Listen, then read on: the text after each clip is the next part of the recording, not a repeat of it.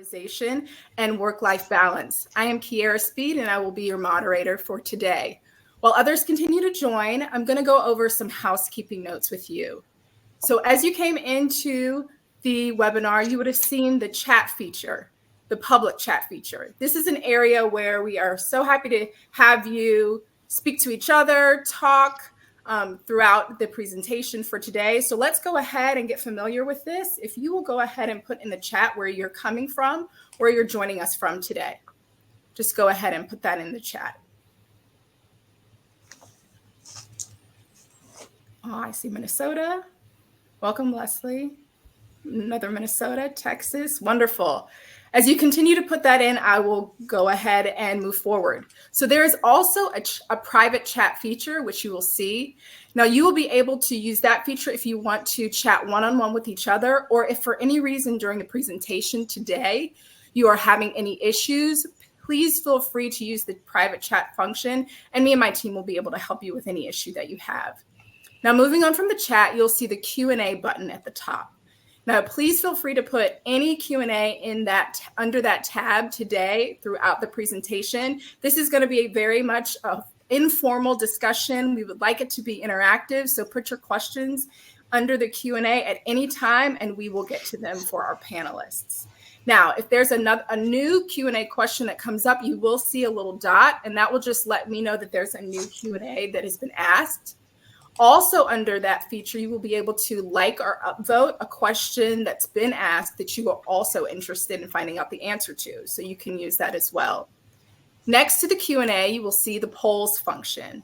Now, I've already gone ahead and administered 3 polls. If you could go ahead and do that for us, this just helps us to know who is joining us today so that we will be able to tailor our presentation to you. Now, in the way that the Q&A works, when there's a little red dot next to the polls button, that will just alert you that a new poll has been asked. Next to the polls, we're working on getting our PowerPoint presentation up in the handout. So probably in the next 5 or 10 minutes, you can look there and you can see our slides. The slides are really just a general overview, so you won't be missing anything for that today. So now on to the CPE. For CPE today, we have 2 things going on.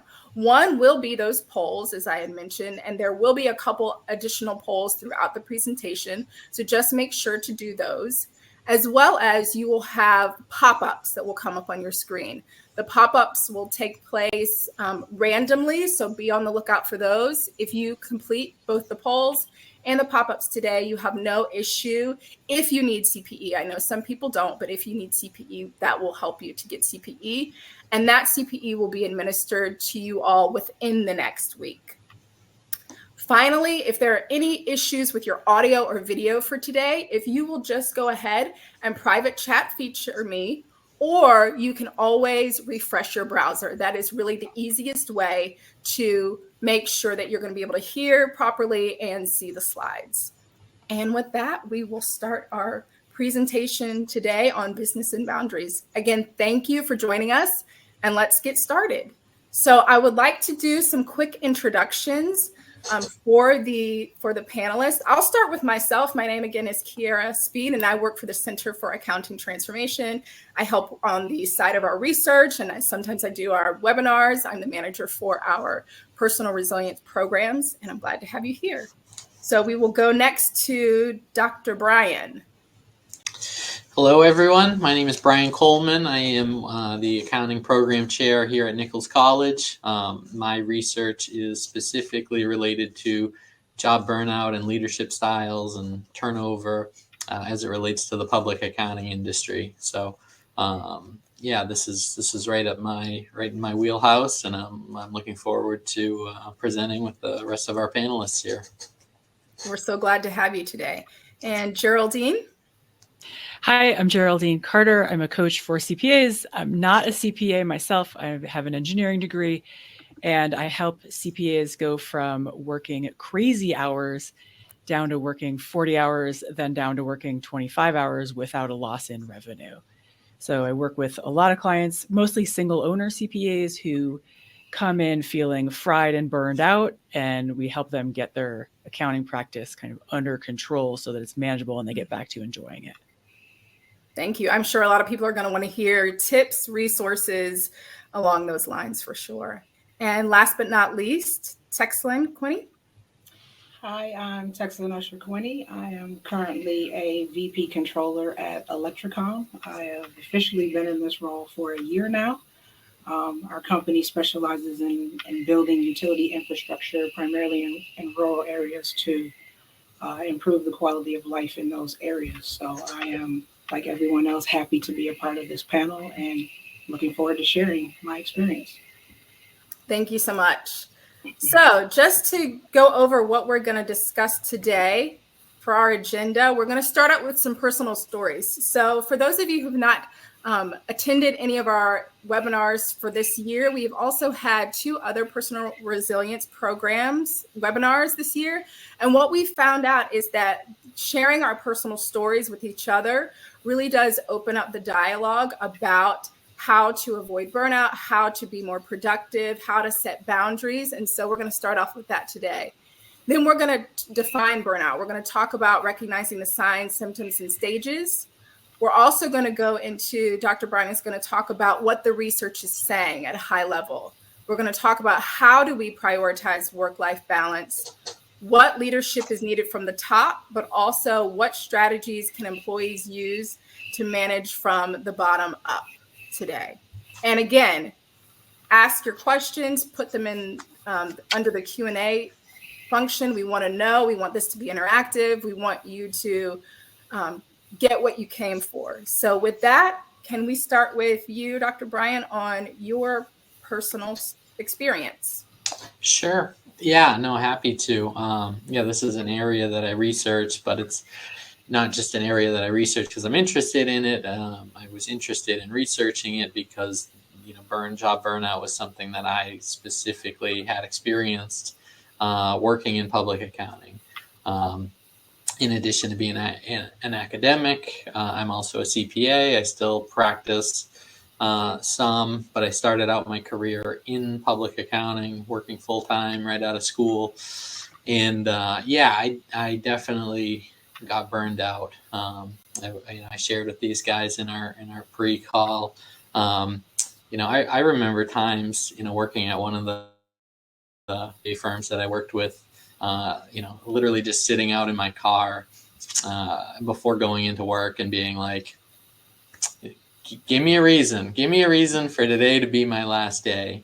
And it's real, and I lived it. And it's important to understand, as we talk about, what all of this means and having boundaries, how do we hopefully prevent ourselves from feeling like that, or the people working for us from feeling like that. So I certainly experienced this firsthand.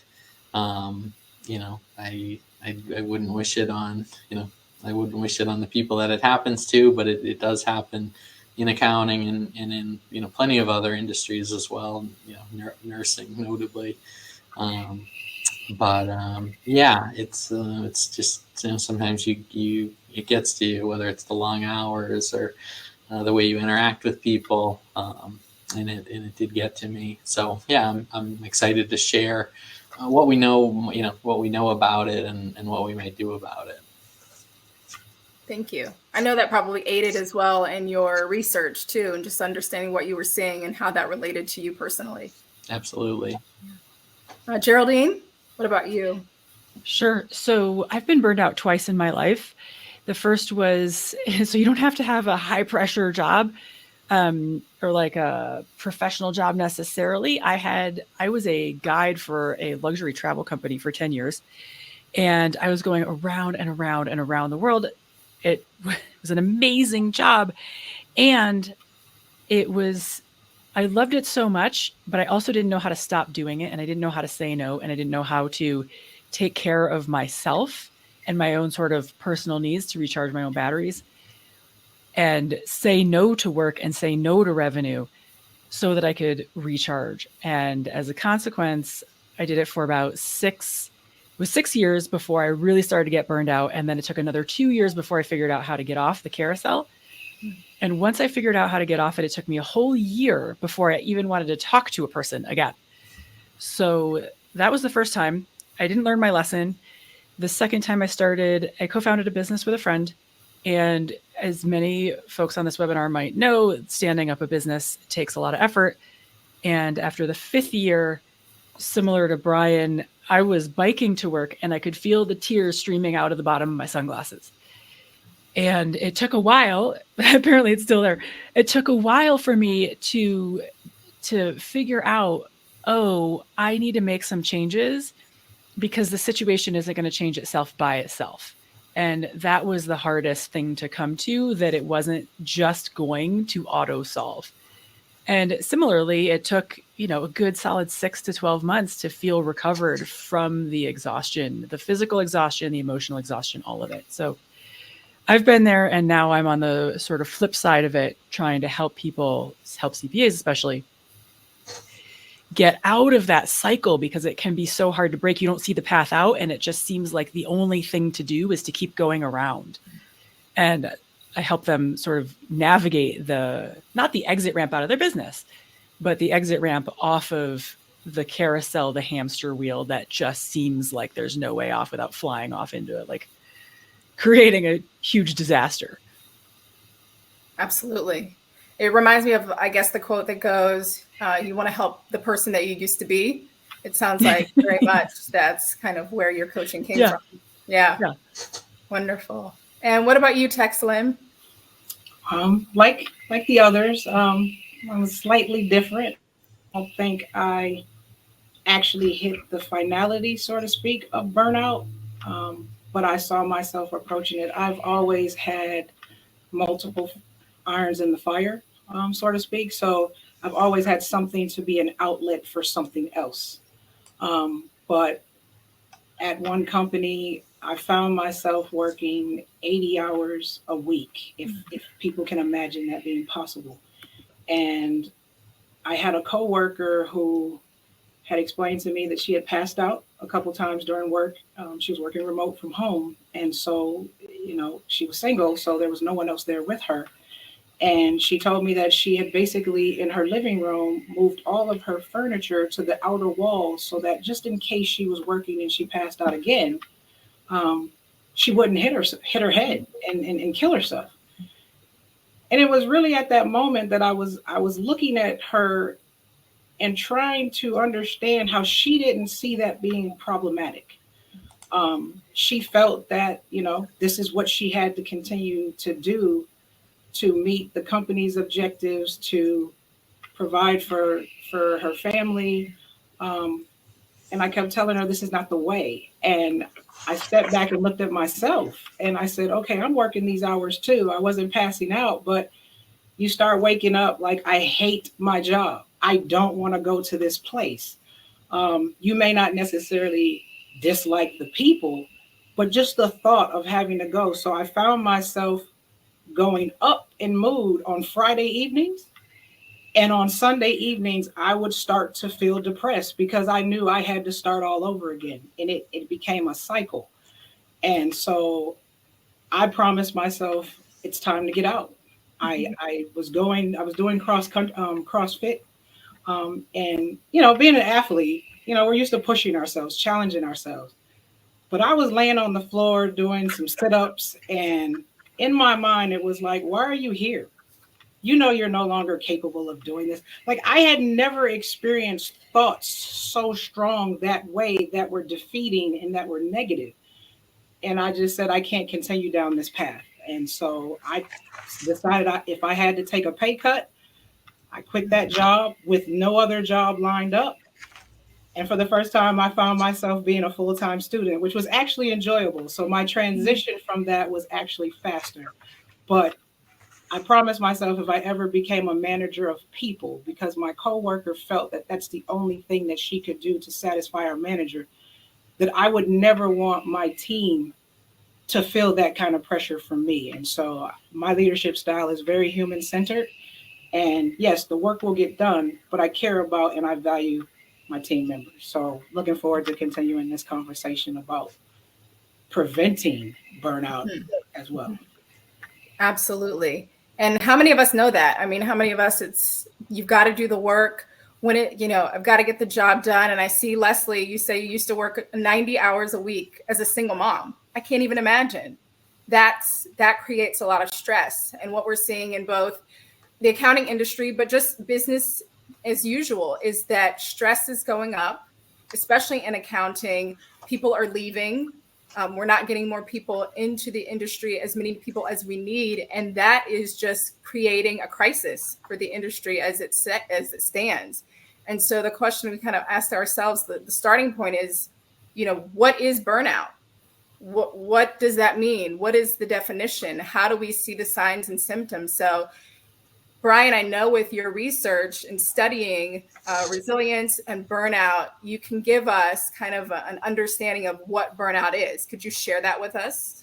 Yeah, absolutely. I'd be happy to. And it's really this response to high levels of essentially chronic workplace stress. So, when we think about job burnout, it is not just because you had a bad day or, you had a deadline and you worked late one night and you're really tired the next day. No, it's there are specific stressors to you, and everybody's different, right? Different things are going to stress on people differently.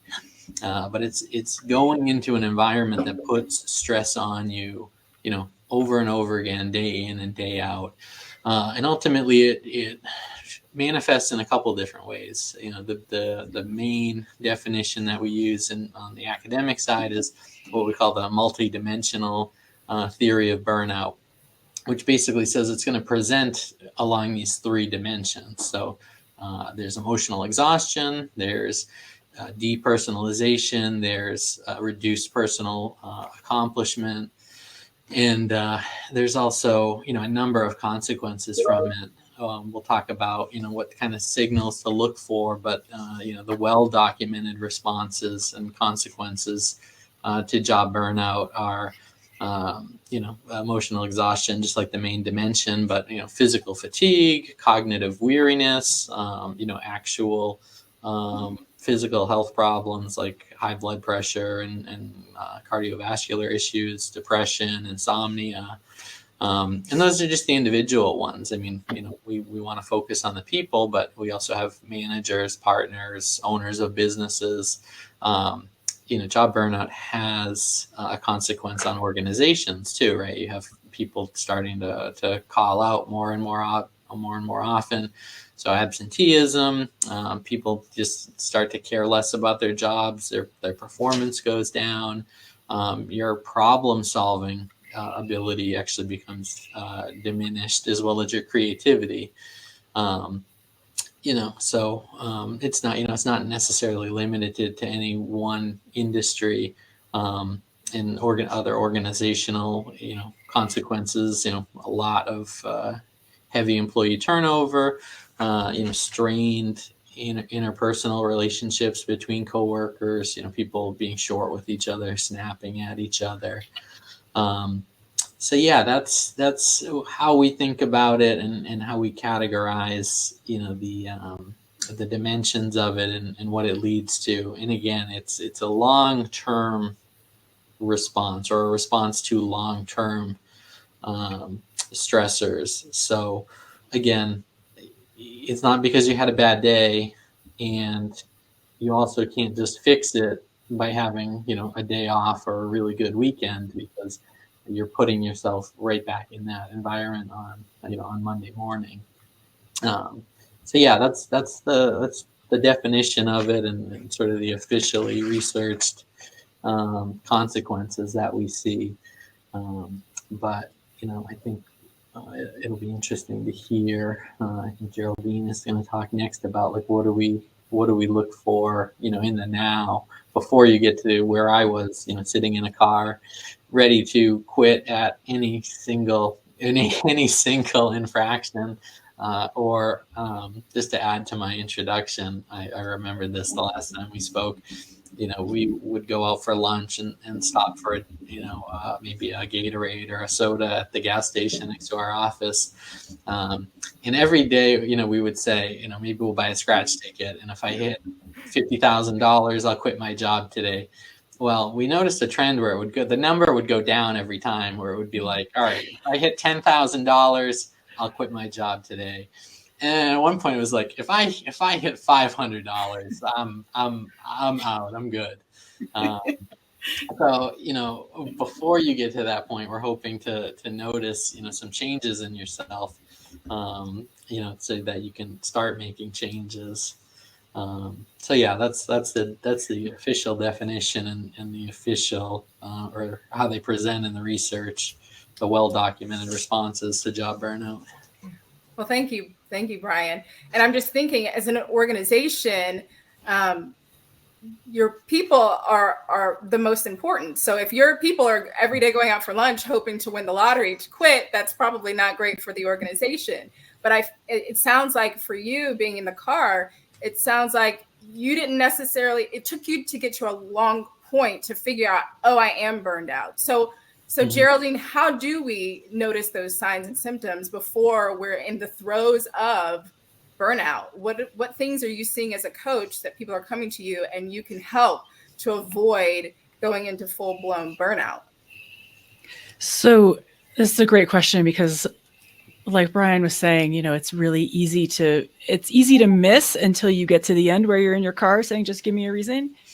And it was the same for me, even though I sort of saw the signals with, for Brian, it was like the lottery ticket prices going down and down. For me, it was like, I was getting super salty. I was getting negative a lot of the time. I would complain to anybody who would listen. And I also started to have, I think it was Texan who was saying, like, the voices started to become loud and negative in a way that even I was getting uncomfortable with.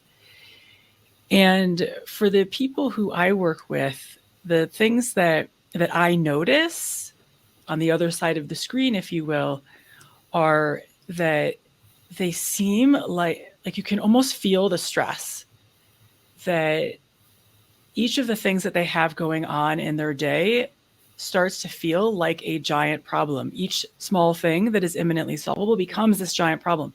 And the next thing is this giant problem. And the next thing is this giant problem. And it becomes consuming to the point where it blocks the field of view from actually being able to address the actual problem and solve it. The solutions can be relatively straightforward, but the field of view is blocked from seeing the solutions because the overwhelm, the pressure, the stress becomes so consuming that it prevents being able to see the path out. Some of the things that I hear people saying, so my folks are single owner CPAs, so they have the 10/15 deadline that just went by. And they say things like, 4/15 was bad, but 10/15 was way worse. And I'm exhausted, and I don't even want to crack open my laptop for the rest of the month. It's those kinds of things, those kinds of phrases where I just don't even want to look at my work. So-and-so client called me. I just can't even handle talking to him right now. Those kinds of emotionally charged statements, sentences can be indications of people who just need to rest, take a break, and so on.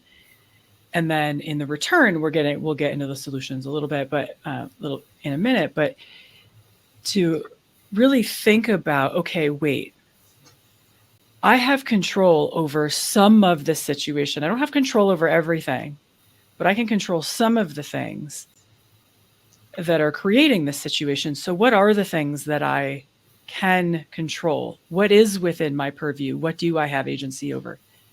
And start to look at what those things are in order to begin reclaiming a sense of power over the situation or control over the situation. Because I think what we've experienced, the three of us, is like you're in it and it feels like you don't even have power over getting out. And I think that's part of the hard part psychologically, is being in a situation that you can't stand and you don't know how to exit.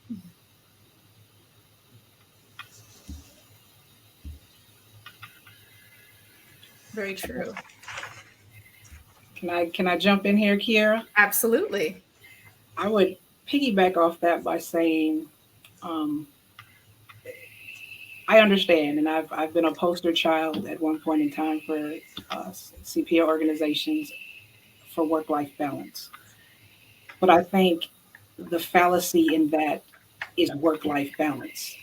Work is a part of life. It's life balance, family, school, parenting, etc. It is life, and part of I think what leads to this burnout is the expectation that you come into a job and you're supposed to leave the rest of your life outside the door.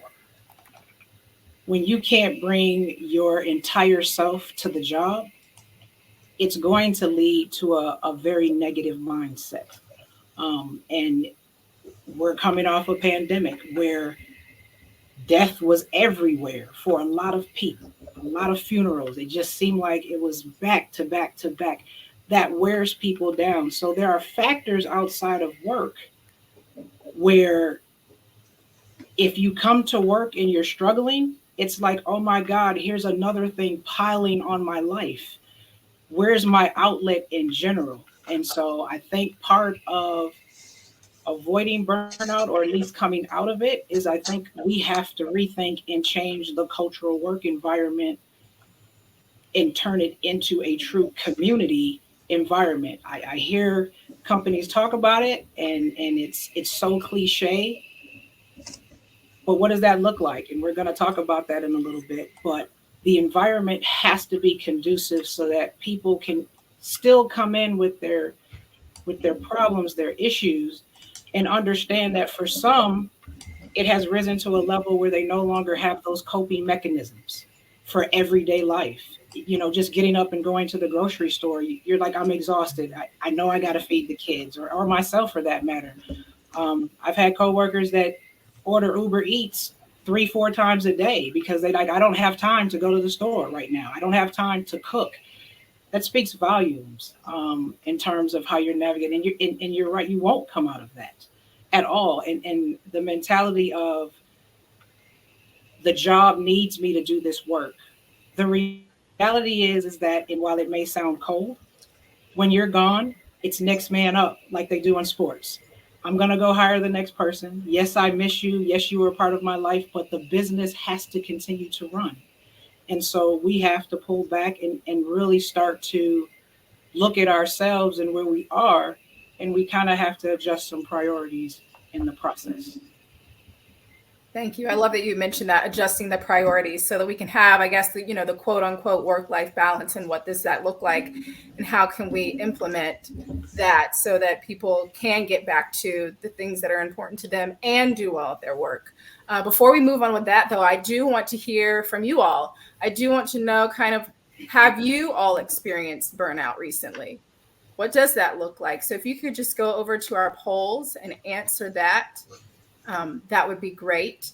And while you're doing that, I did want to give an update for who is on the webinar for our panelists. What we're seeing is it's over 50% is B&I, followed by large firms and medium firms, and then kind of sole practitioner or large firms for that. What is the role of the organization? Over 50% is department staff, with the next 38% department director or manager, and then lead executive or executive leadership. So overwhelming majority of department staff on the webinar today. And what is your primary area of practice? It looks like over 60% accounting and financial reporting, followed by tax and financial planning, if that helps you all understand where we are today. And then looking at, have you experienced burnout recently? Over 60%, and although the percentages are changing a little bit, around 60% say no, but I've experienced it longer than I've experienced it longer than 3 months ago, followed by yes, 25% of yes, I'm experiencing it now. So we have kind of done this particular poll throughout the year because, we just want to see where people are. And that is very in line with what we're seeing a lot of experiencing it now, or have experienced it around 3 months ago. So how do we change this? What are the solutions? How do we work towards prioritizing work-life balance? So I will kind of open it up to all of you in trying to understand what are the solutions? How can we move forward and not have people being stressed or burnt out? So even that I just finished speaking, I'm going to defer to Geraldine and Dr. Coleman first. You can jump right in, Texlin. It's okay. I'll pick it up for the sole proprietors out there. You know, how do you actually get out of this? What are some things you can do to break the cycle? Because this is so common for us to talk about in the masterminds that I run. And what are the tactical pieces, right? Because there are both tactical pieces and there are mindset pieces. So from a tactical standpoint, oftentimes accountants and CPAs are simply beyond capacity. They've taken on more clients than they have time for in a given week or a given month.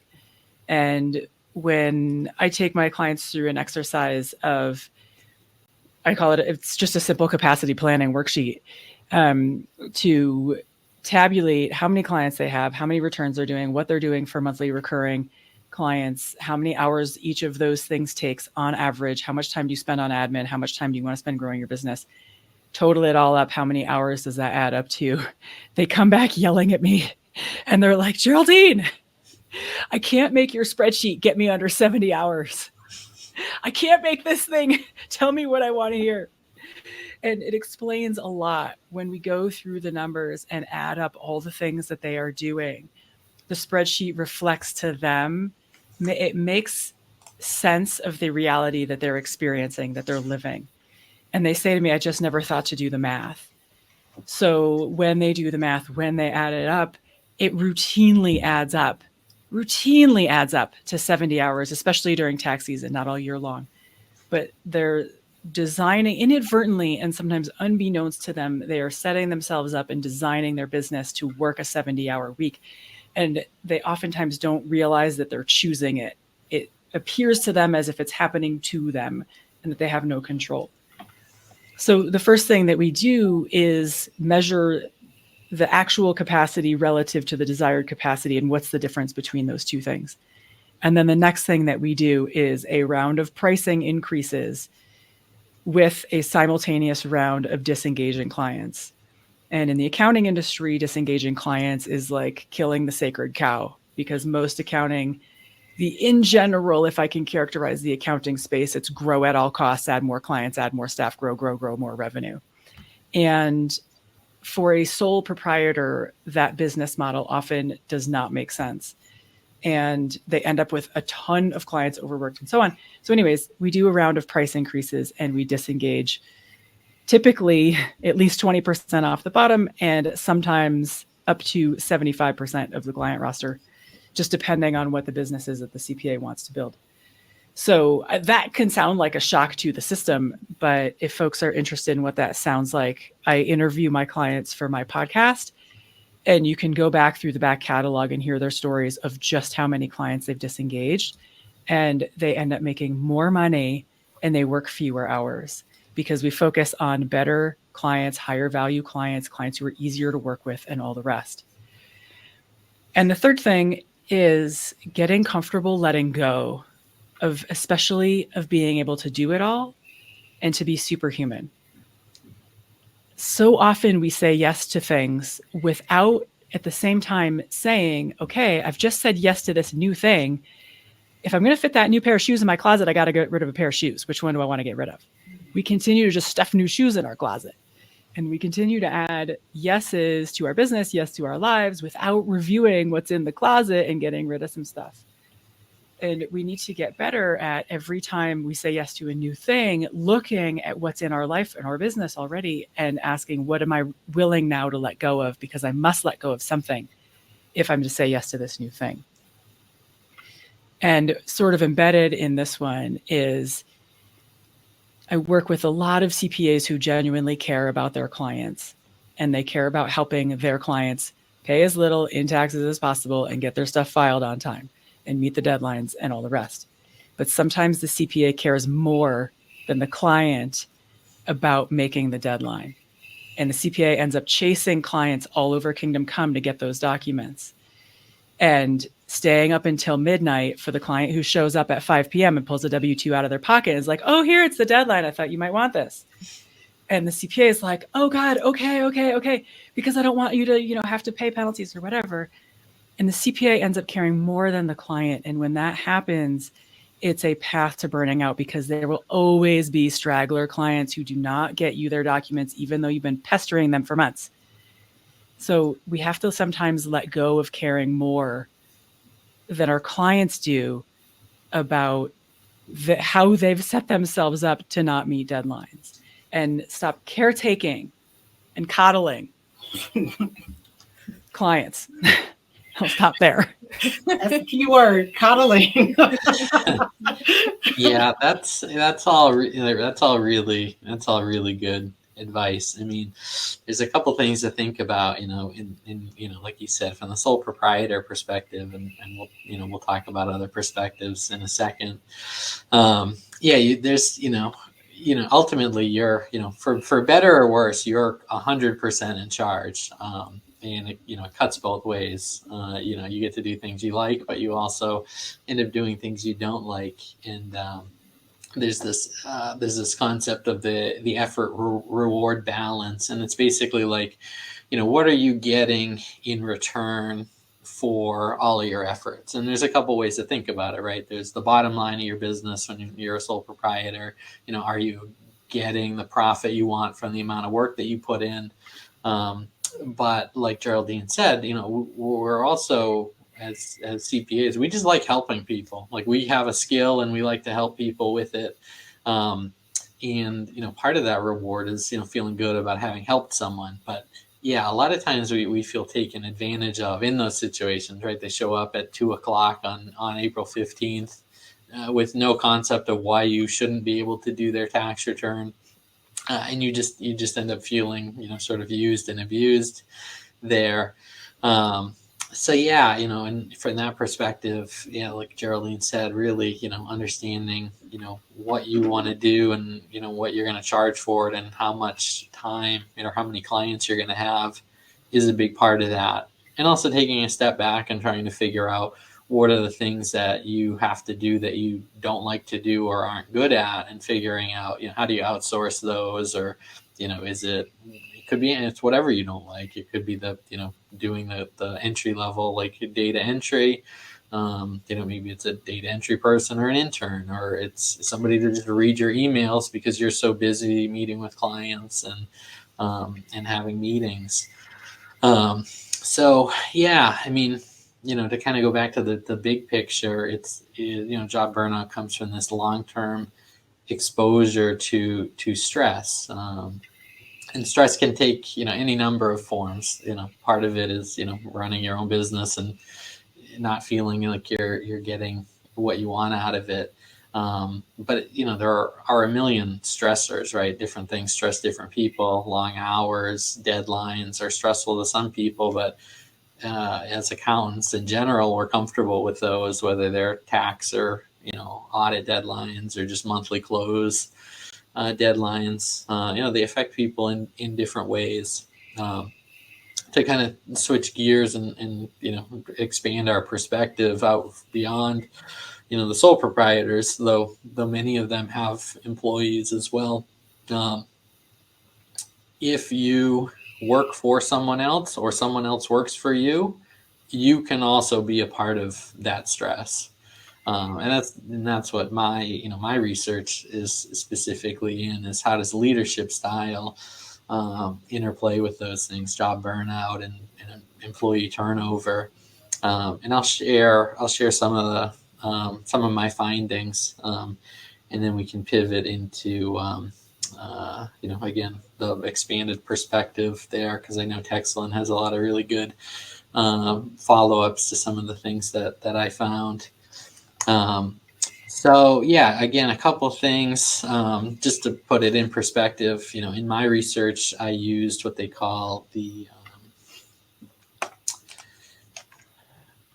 full range. Sorry, being on screen taxes your working memory there for a second. But I used the full range model of leadership, which basically puts three people into three different buckets. You're either passive and completely hands off. You don't deal with problems until you literally have to. There's transactional leaders, which are very much kind of like you're almost like a manufacturing manager. They're looking for outputs and meeting deadlines, and they penalize people who don't meet them. They reward people who meet their targets. And then you have transformational leaders at the sort of the top of this spectrum, and those are the people that act as a coach, and they help you grow in your role, and they give you a vision as to why we're doing the work that we do, and they build that relationship. So yeah, some of the things that I found in my research, again, specifically in public accounting across all different size firms, Big Four, regional, local. But yeah, we found significant and statistically significant levels of job burnout in the public accounting industry. We found a strong correlation between leadership style and job burnout. Essentially, the less transformative the leader, the more burned, or the faster, or just the higher levels of burnout present themselves. Yeah, so there were both high levels of burnout and statistically significant differences between those leadership styles. To speak to the levels, again, measured on the three dimensions of burnout that we use, people were feeling emotionally exhausted on average between once a week and a few times a month. And those, a statement that captures that would be like, I feel emotionally drained from my work, and they would respond how often they think something like that. Depersonalization, they were feeling about once a month. That one is kind of the most extreme. That's the one where you stop thinking of your customers or your clients, as people, and you don't even care if you meet their deadline. So emotional exhaustion, we did that one. Reduced personal accomplishment, feeling a sense of pride in what you do. People were feeling a reduced amount of that on a similar level between once a week and a few times a month, which is a lot, right? Every single week of your life, you're saying, I feel emotionally drained. That's a hard place to go into every single day. And I also measured the turnover intention of these people on kind of two different scales, which resulted in a fascinating finding. So I asked how often they thought about leaving their job in two different ways. One, how much did they think about leaving the public accounting industry altogether? And how often do they think about leaving their job and going to a different firm? And people responded on average that they thought about leaving the entire public accounting industry between once a month and a few times a month. So literally every single month, 12, at a minimum 12 times a year, somebody in the study was thinking about leaving public accounting forever. And what was really fascinating was the contrast. People thinking about leaving their job to go to another firm. The responses were on our scale between never and a few times a year.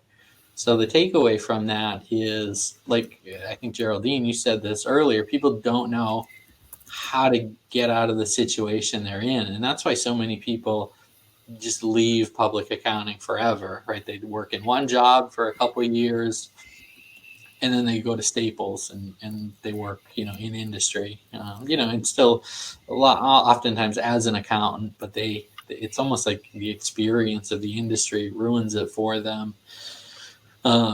So, being aware of, the environment we're putting people in, and our impact as a leader is huge. we found the significant correlation between there being, high levels of burnout and the desire to leave the position, the turnover intention. And this was a mixed method study, so we also did a qualitative portion. So we asked people what their supervisor did that affected their satisfaction at work. And the takeaways to me were fascinating because they line up very very clearly with leadership styles and how supervisors act. So yeah, the questions were spins on or twists on, how do your supervisor's actions affect your satisfaction at work, or how do they positively affect it, how do they negatively affect it, and then what could they do differently. And the themes that came out of the qualitative analysis, so looking at all of the statements people gave in these open, essentially open response boxes, very clearly fit into a couple different buckets. So the biggest one in the positive effect on satisfaction at work was the supervisor's ability to coach, and that was described as a couple different things. They are, available to help me. They allow me to try new things. They give me work, that I've never done before. They're available or willing to answer questions. The single biggest theme on the negative impact was the inability of the supervisor to coach, and that they were unavailable. They gave little guidance. They were, too busy to be able to help them. Those are the two biggest ones by far. The next two were poor, just, kind of more general, poor management or organizational skills. Some of it was passive leadership stuff, like they don't deal with problems until they absolutely have to. They assign unrealistic workloads. Abrasive and uncaring was the fourth biggest theme. Again, those last two are sort of, very general, rude, short answers, unhelpful.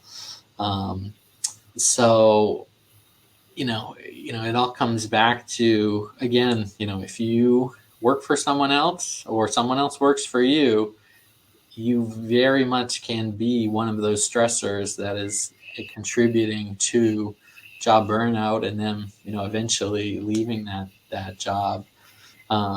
So yeah, it was. All of it was fascinating to me because I had lived it.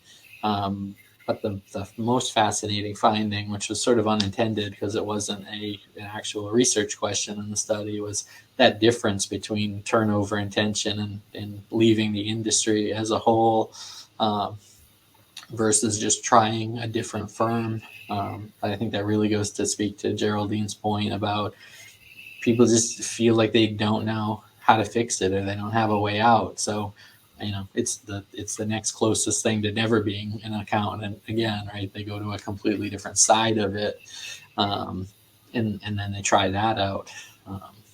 So again, this was across 100 different people, firms of all different sizes.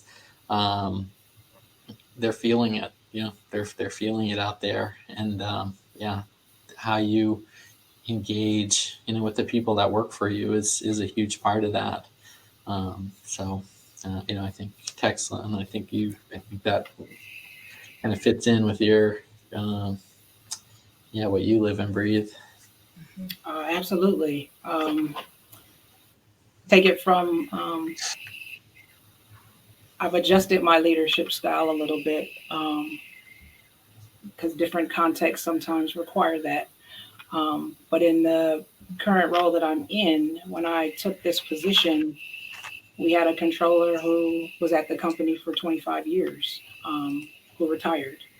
The controller who was there almost 18 years decided that she was going to leave and open up her own firms. So you have a team who were accustomed to leadership being right there in the office with them. I can walk up to your door to, I'm in Atlanta and my entire team is based in Indiana. Different cultural group for me because I've always been in large metropolitan areas of New York, New Jersey, Atlanta. So to come into this environment, the first thing what I had to understand is the world in which they live in. It's transition. When I first met my team, the very first day that I flew into Indiana, our company was doing a reduction in force. Some of those people were in the organization that I inherited. And so the whirlwind that now has been created for my team, I'm thinking, yes, the work is important, but that can't be my focus. I had to focus on each of them as people. It's a new world, and so I sat with many to start, um, to provide comfort, because now you're in a position where you don't know if you're next. Am I going to be let go next? And if you have that in the back of your mind, it does affect your ability to do your work. Um, I got a layout of the land. You know, the one thing I learned in any leadership training I've ever been a part of is you don't walk into an environment and just start changing things. That adds to what you're speaking about, is more stress to the situation and the circumstances. Um, Understand what's happening. Get an understanding of why things may have been put in place. Even if you know that things need to be changed, you need to understand how they came about. Um, Value. I think you touched on this, Geraldine, in one of our pre-calls, is that people feel when you start feeling like you're just a robot and I'm supposed to do step one, step two, step three, people disconnect from work, and it does stress you out. And so I've always wanted my team to understand that you are a viable person. I sit at a 40,000, 50,000 foot level, as I should. But each of my team members are experts in the area in which they're responsible, in the scope of work that they do day to day, which is why you very rarely will hear me say my staff. Only when I'm in an HR meeting, we're talking about an organization, but we're a team. While I'm on paper the leader, at any given moment, someone on my team can become a leader because this is what we're talking about, the subject matter which they are experts in. And when I started empowering my team, and I remember sitting with one of my team members and saying, okay, why are you doing this? And she said, they told me I had to do it. I said, you do realize that you can say no. And she looked at me like, really? You're giving me permission to say no because I have these other things that I think I shouldn't be doing either. And I said, well, let's go through them. Let's talk about it. But you are empowered to say, let's have a conversation. Why are you asking me for this? Because it could exist somewhere else. Something as simple as that. Change body language, etc. Because I do watch people as a basketball coach. You're always watching your players, and I govern that way. Um, Team lunches. I said once a month when I fly in, normally twice a month. Once a month, I said we'll have a collective team lunch. And a lot of times we partner with another department because I noticed that you're doing things and you don't realize that your output is somebody, truly your output is someone else's input, and vice versa. And you're just doing things. You don't have that understanding of why. Therefore, you can't add any value because you haven't seen the whole picture. So subtle changes from a management standpoint makes all the difference. And so as we're doing these kinds of things, one of our team outings was an hour away from the job. So people huddled up, we carpooled, and the things that you learn about people on that hour drive to and fro, I think brought so many people that much closer together. It's easier to walk up to someone's cube after you've rode with them for an hour and laughed and got to know them. The saying that I don't come to work to make friends. Okay, I hear you, but it makes for a better working day when you can at least be civil and really actually learn some things. I have people on my team where, a lady's son raises pigs. I know nothing about agriculture, nothing about these things, but he competes in shows and has won prizes. That was enlightening to me because now I know what you value. People who are students. I'm kind of soft because I was a student. Um, but students tend to work 11, 12 o'clock at night. You take care of your family, and now everyone's asleep. Now I'm going to open my books. I tell my team members who are in school, let me know. Hey, Texan, I need about 2 hours. I got work to do. I just need a break while you're fully awake during the day. I let them have that time, and then they finish their work later on that day. Flexible working hours is key. It can happen. People are definitely afraid. If in this day and age, micromanagement ain't it. But the stronger your team is, the less chance you as a manager will burn out. If you're running around and you're constantly, stressing out your team, in the long run, it's going to come back to bite you, And so I just have found, and I knew that what I was trying to implement was finally working when, the team is, every time I would leave, the team would say, all right, when are you coming back? This one time I said, oh, I'll be back in about a week. And the response I received from a team that was used to being in person all the time was, well, you're just here. Why are you coming back so soon? And I was like, you don't want me here anymore? But it's at that moment that I realized that they no longer needed me to be in their face all the time. We could be virtual. I always say, people say, well, I'm just one phone call away, or I'm one door away. I told them I'm one screen away because, we have to dial in. So I think, yes, employees can do things, but I think that as managers, as leaders, we have to change the environment for our people. We have to be able to let them know, and then I'll end with this, the ability to make a mistake. Part of people being stressed out and burnt out is that you're so wound up.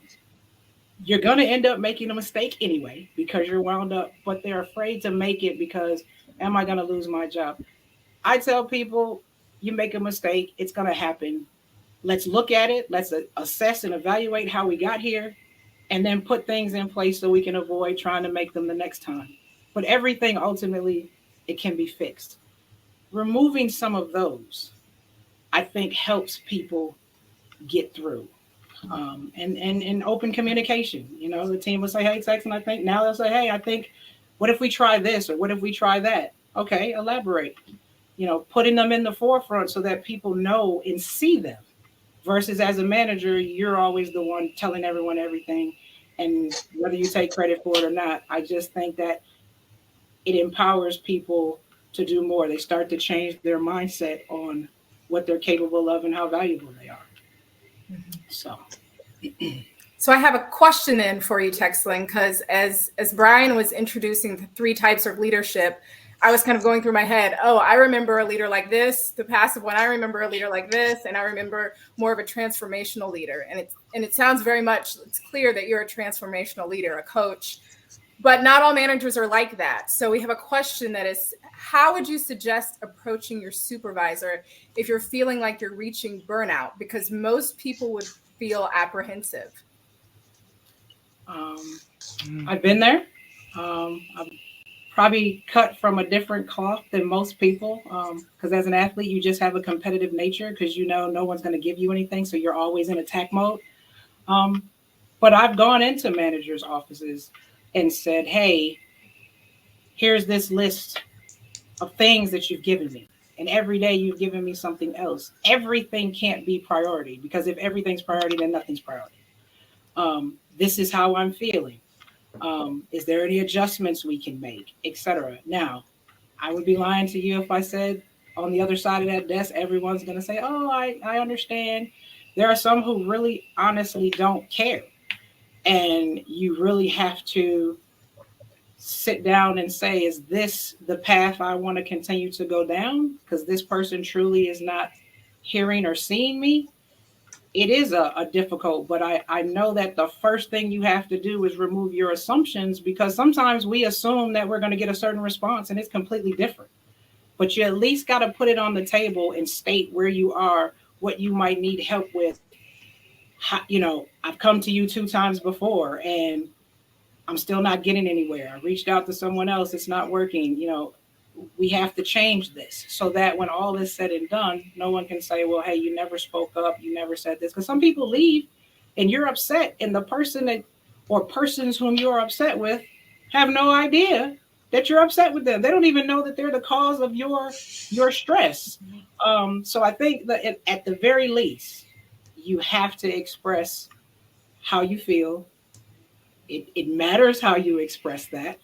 If you're emotional when you walk in, it's probably going to turn into a defensive conversation. So you at least got to take a time out and get yourself together and then go in. Sometimes I used to write it out so that I can go through, because you tend to, when you're in conversation, sometimes you go off on a tangent. I kept my list so I could stay true to the facts and keep it factual.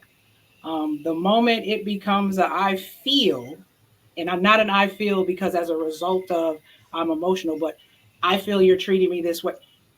I noticed when we were in the conference room for a meeting, you singled me out in front of the whole room. That's an observation that's factual and a person can respond to it versus an emotional one. So that's where I would start here in terms of how I've handled things in the past. Thank you. And I guess, Geraldine, as a coach, you work with clients. What else would you have to share to that? And I'm assuming you bring in also creating boundaries for, helping yourself not to burn out. But what would you advise? So the thing with boundaries, I think, is a really useful conversation, because a lot of times we kind of know where our boundaries are in theory. And we think it's easy to think that other people know where our boundaries are and they should just automatically respect them and intuit that they should be respected and all that. And if that is working, great, but oftentimes that doesn't work. And people often don't know where your boundaries are. And they certainly won't know if you don't know where they are. And the piece that makes boundaries work is consequences. So if this, and I'll just give this really briefly because I realize we're getting toward the top of the hour, but you can have a boundary, but if there's no consequence for breaking the boundary, then there's no teeth to the boundary. There's nothing bad happens to the person who crosses the boundary. Bad happens, in quotes. So we need consequences to come along with our boundaries in order to give the other person choice. So for example, if a manager asks a person who has decided, listen, I will work a maximum of 40 hours a week, but beyond that, no, I just cannot give you more. I have other obligations. I need to take care of myself, my family, etc. I understand sometimes we need to go above 40 hours a week because of the business. Okay, fine. But 45 is my max. And say the manager comes in on Friday at 3:00 and is like, hey, I need to have this project on my desk by 9 a.m. Monday. And the employee says, no, but that's it. There's no consequence to it for the manager. What it can sound like with a consequence is, you can have me do this, but next week I will only work 30 hours a week. Which one do you prefer? Do you want this done by Monday at 9 a.m. and I'll work 30 hours next week? Or do you want it done Tuesday and I'll work 40 hours next week? So that you're giving the person, manager or not, I don't mean to imply the dynamic. There doesn't need to be a power dynamic up or down for this. It can be flat. But that the person has a choice, so that they recognize that they are choosing, and you're giving them a choice that is viable for you and reasonable also for them. So it can also be so for my folks who are sole proprietors, it can be late fees, rush fees. I will get your tax return done before the 15th, but it will be $500. Or you can go on extension. Which one do you prefer? And then they get to choose. And then you can decide if it's worth it to you to squeeze their return in and get it done by the 15th. Point being, if you want your boundaries to actually have teeth, we do it by providing a reasonable consequence for, I don't want to say transgressing, crossing the boundary. And then that way we're in a negotiation about what's okay. And that, just doing that alone gives the person a sense of agency or control about saying yes or no to the thing, right? And getting out of the powerless dynamic. Yeah, I think those are really good points. And I just wanted to add, part of it is understanding, what is, the question just said, you feel like you're reaching burnout.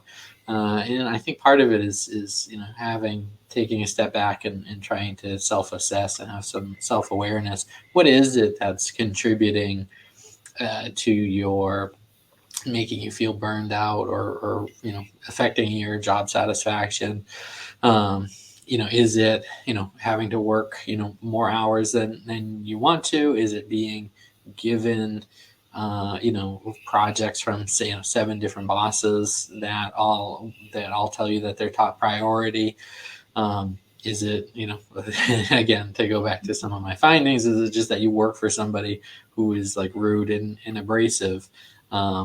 If you can figure out what it is, then you can figure out your steps forward, right? If you have a good manager and you just have been getting a lot of projects from different people, which can happen in organizations, a good manager would let you sit down with them and actually say what is humanly possible and what is the highest priority, and they will help adjust your plate and get it to somewhere reasonable. If it's them causing you things, then figuring out how to address it, right? So it's like, did you tell me that I needed this for 9 a.m. Monday morning, so I worked until 11 o'clock or midnight on Friday, and then when I asked you at 10 o'clock, how does it look, you said, I didn't get a chance to look at it. Like, that's insulting. That happened. That's a real story that happened to me. I'm still upset about it 10 years later. But it's like, it's maybe they didn't realize it was going to take you that long when they said that, or maybe they didn't know that they weren't going to get to it.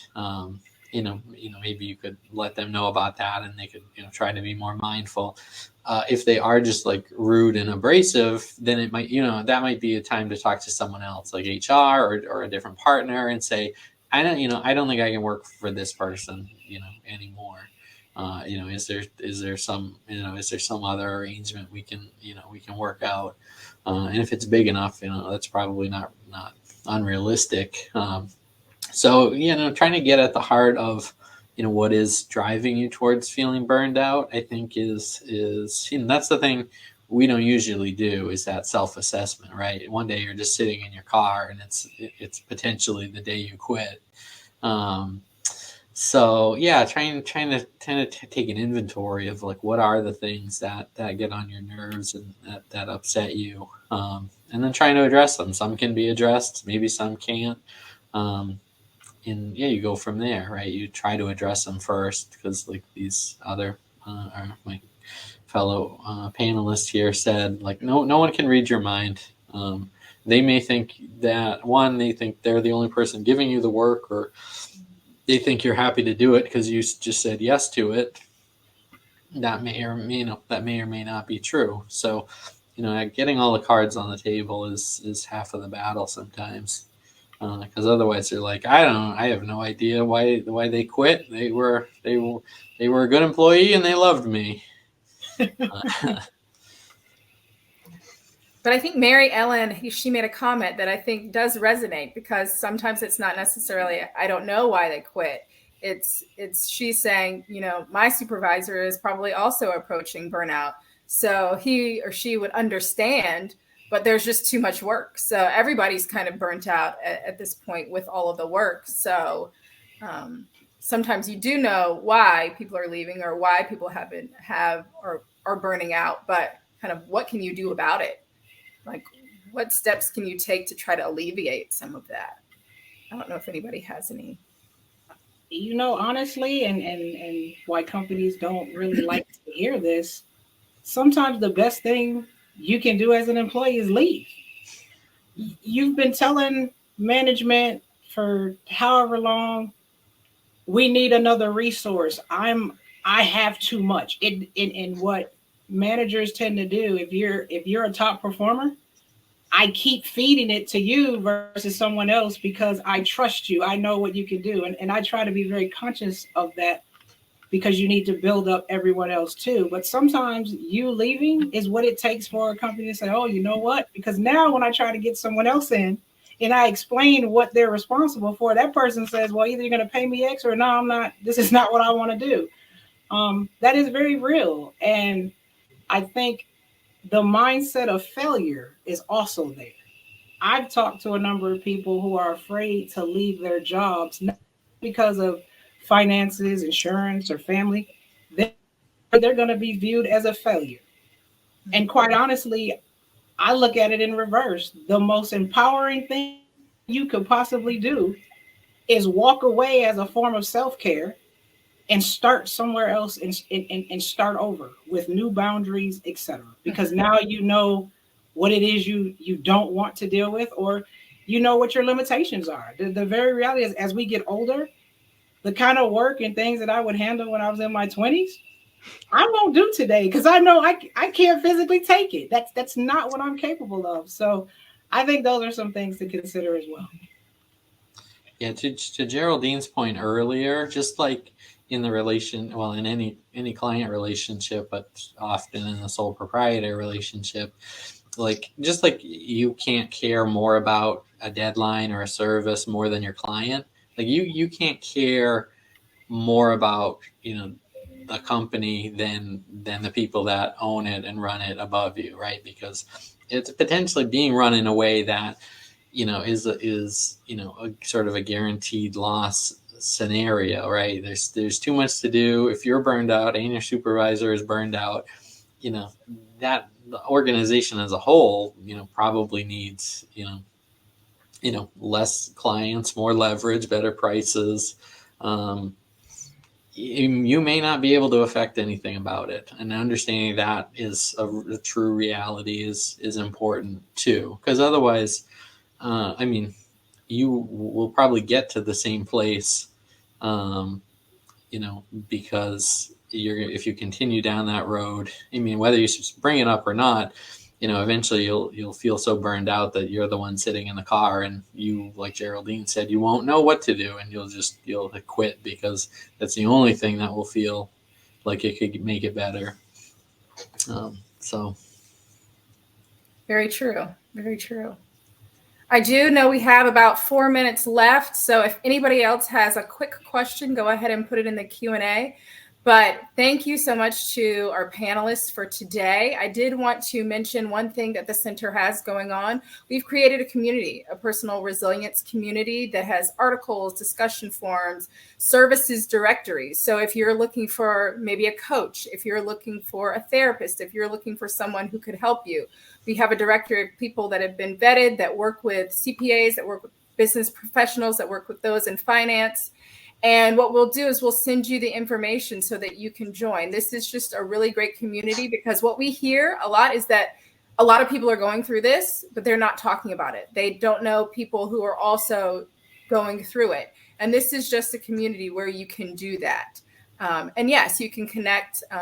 We can connect with the panelists within the community as well.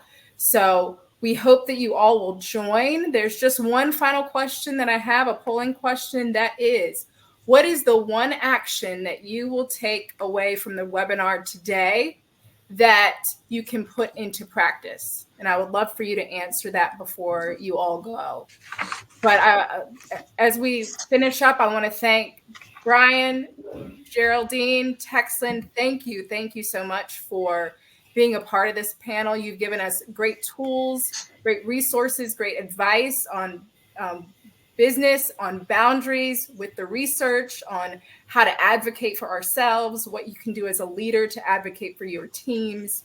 And just to let you know that the recording will be available. We will send that out to you, and it also will be available on our community.